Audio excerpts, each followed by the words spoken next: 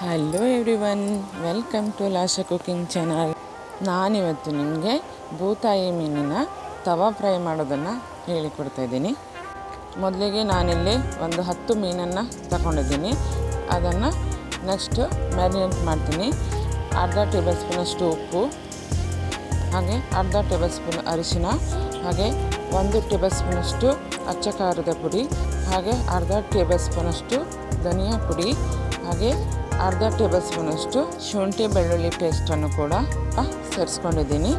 ಅದಾದ ನಂತರ ನಾನು ಹುಣಸೆ ಹುಳಿಯನ್ನು ಕೂಡ 1 ಟೇಬಲ್ ಸ್ಪೂನಷ್ಟು ಸೇರಿಸ್ಕೊಳ್ತೀನಿ. ನೆಕ್ಸ್ಟ್ ಅದಕ್ಕೆ 2 ಟೇಬಲ್ ಸ್ಪೂನಷ್ಟು ಕಾರ್ನ್ಫ್ಲವರ್ ಕೂಡ ಸೇರಿಸ್ಕೊಂಡಿದ್ದೀನಿ.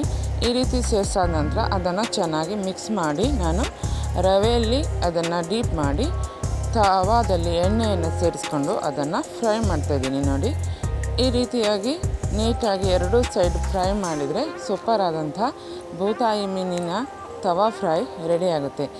ಇದು ಊಟದ ಜೊತೆಗೆ ತುಂಬಾ ರುಚಿಯಾಗಿರುತ್ತೆ.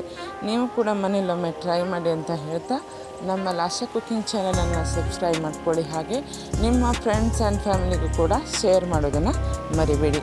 ಹಾಗೆ ವಿಡಿಯೋ ಇಷ್ಟವಾದಲ್ಲಿ ಒಂದು ಲೈಕ್ ಮಾಡೋದನ್ನು ಕೂಡ ಮರಿಬೇಡಿ.